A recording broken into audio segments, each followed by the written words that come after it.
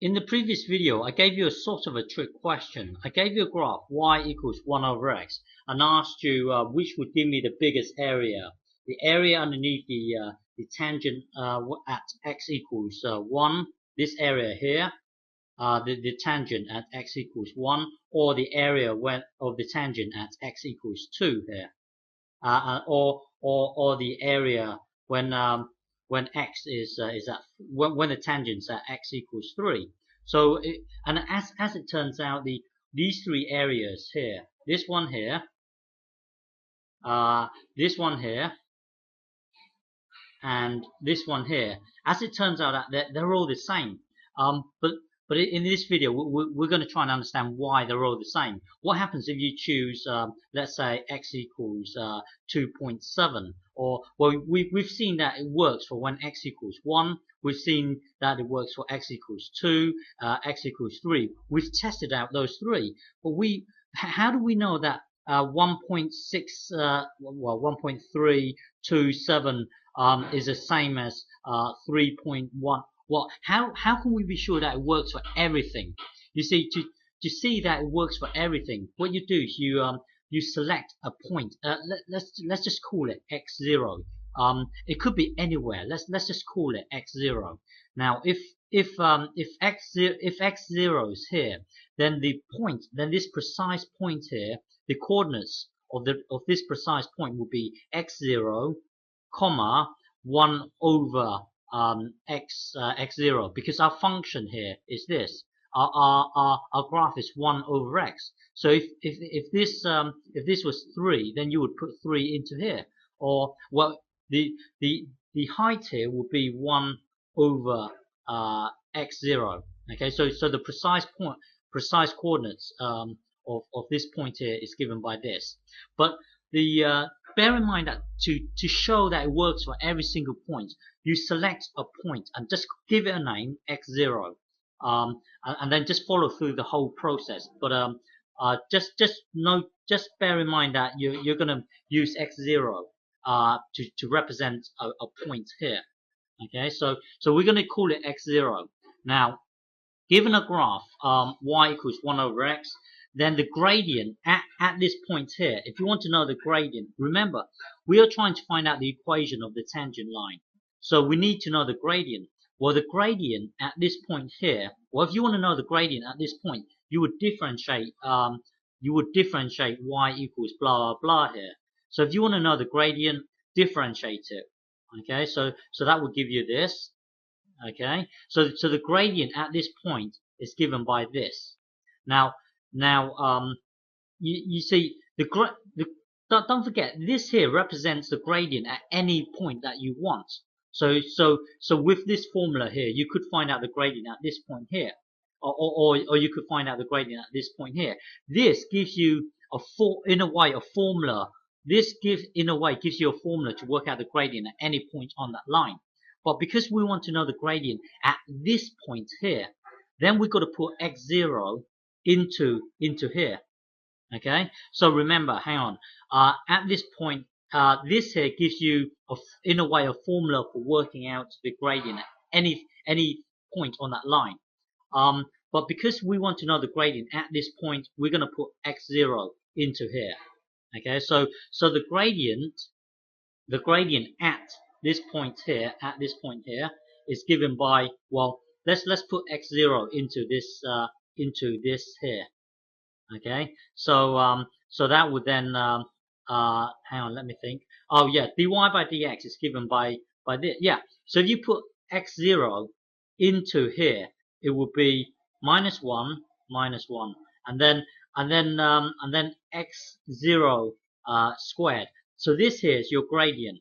Okay, this here is your gradient. So wherever x0 is, you don't care. The gradient will be given by this. Okay, so far we know the gradient. The gradient is given by this. Okay, so remember, the equation of a straight line is given by y equals mx plus c. Now that we know the gradient, this is our gradient here. Okay, we just worked out how we worked out dy by dx, and then because we want to know the gradient at that precise point, we want to know the gradient at this precise point, we will put x0 into this formula here. That will then give us this. So now we know the gradient. Now that we know the gradient, we can then put the gradient, we can then put this gradient into this m here. Okay, so that then becomes this. So now this is our equation of a straight line. But then because we know, remember, once you have to come up with a full equation for a straight line, all you need to know is the gradient and then a particular points that it crosses, the line crosses. So looking at this here, we now know the gradient of this. We know the gradient here, and we also know this precise point. This precise point here is given by this and this.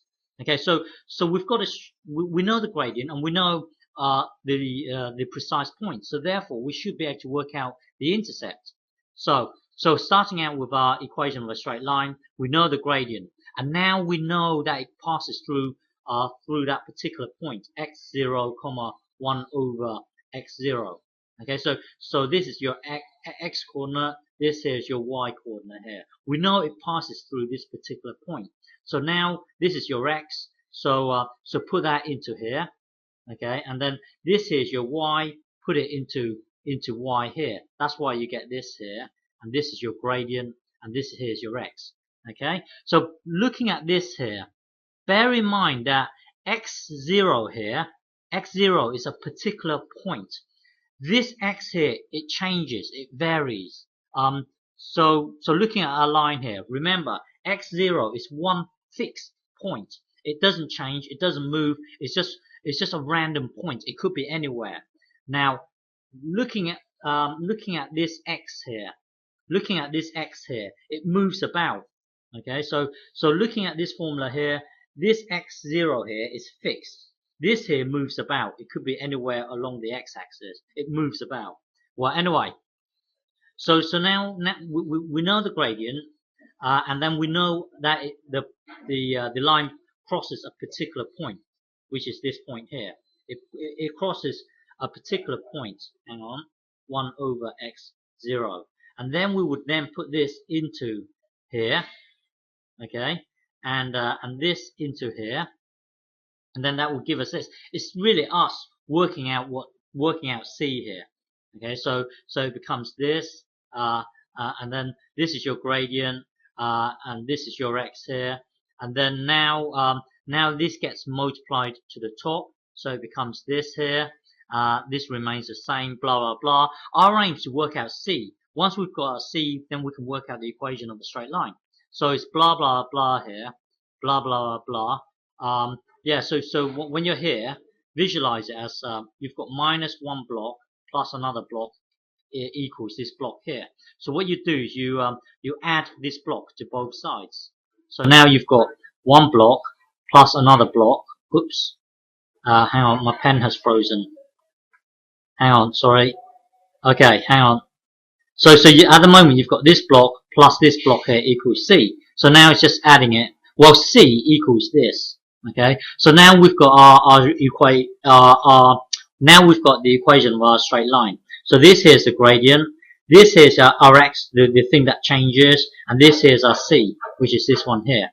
Okay, so this whole thing here is our equation of our tangent line. Okay, so now that we've got the equation for the tangent line, all we need to know is this point and this point. Then we can just simply get this times this and then divide it by 2. Okay, well, looking at the equation of a tangent line here, this is your intercept. So the intercept is here. Okay, and to find out this point, you would set y to equal 0. So that would take you to here, and then work backwards to find out x. Remember, this x here varies. This x0 here is fixed; it doesn't change. Okay, so now our aim is to find out this changing x here, if you like.